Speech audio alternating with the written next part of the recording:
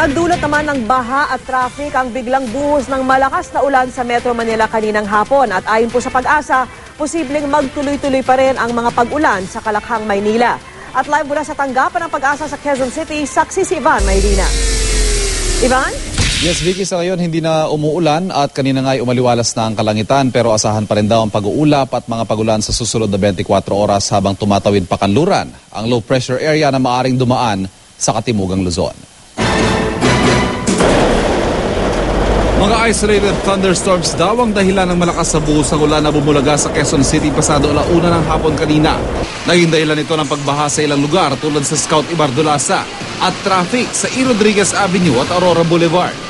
Sa Maynila wala rin patid ng ulan, abot hanggang binti ang baha at nagkabuhol-buhol ang traffic sa bahagi ng UN Avenue. Marami tuloy na napilitang lumusong sa tubig at ulan kahit mga walang dalang payo.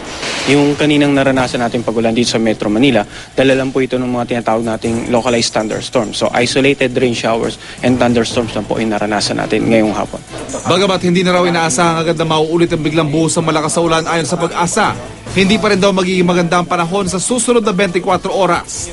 Ang low pressure area kasi, kahit hindi na naging ganap na bagyo, patuloy raw na magdudulot ang mga pagulan, kabilang nasa Bicol Region at Katimugang Luzon, na kasalukuyang tinutumbok nito.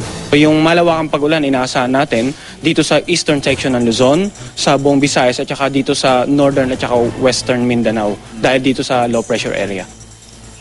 Vicky, katamtaman hanggang malakas na pag-ulan pa rin ang aasahan natin sa susunod na 24 oras at sa Sabado pa raw magkakaroon ng pagbuti sa lagay ng ating panahon. At dahil umiiral pa rin ang La Nina, asahan pa rin daw ang pangkalahatang maulang panahon kahit sa pagpasok ng tag-init ngayong Marso. Live mula sa Pag-asa, ako si Ivan Mayrina, ang inyong saksi.